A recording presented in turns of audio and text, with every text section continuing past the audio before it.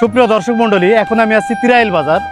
তিরাইল বাজার এটা হচ্ছে মেহেরপুর জেলার গাংনী উপজেলার একটি ছোট্ট একটি গ্রাম আর কি। তো সবচেয়ে মজার বিষয় হচ্ছে এই তিরাইল বাজারে আপনার পিছনে একটু বাজারটা ঘুরে দেখাও।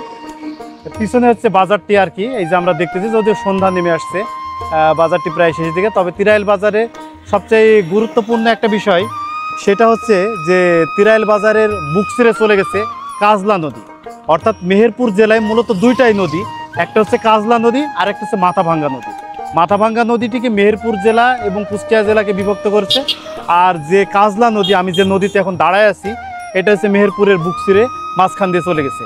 তো আপনারা যদি আসেন তাহলে আমি আপনাদেরকে কি বলে কাজলা নদীটি দেখাতে পারবো।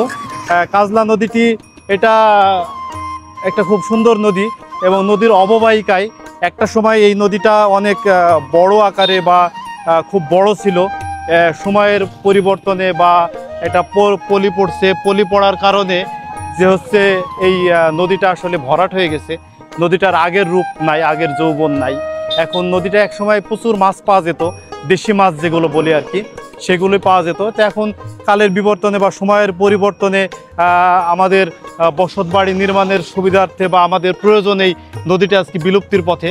এই যে নদীটি আপনারা দেখতে পাচ্ছেন, এবং নদীটি কেন্দ্র করে এই ব্রিজটি, তিরাইল বাজারে এই ব্রিজটি হয়েছে।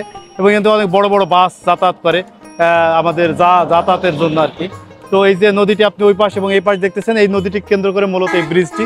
তো পরবর্তী সময় আবারও দেখা হবে। আমি তিরাইল থেকে বলতেছি, রাজু ভাই আর কি, রাজু আহমেদ খান। আপনারা আমার পেজের সাথে থাকবেন এবং মেহেরপুর জেলার খুঁটিনাটি সব জায়গার ভিডিও দেওয়ার চেষ্টা করবো। এবং আপনাদের যেখানে দেখতে ইচ্ছা করবে যে মেহেরপুর জেলার ভিতরে কোন জায়গাটি দেখতে চান, আপনারা অবশ্যই কমেন্টসে জানাবেন, শেয়ার করবেন, মানুষকে দেখানোর চেষ্টা করবেন। নিজের জেলাকে সামনে উঠাই।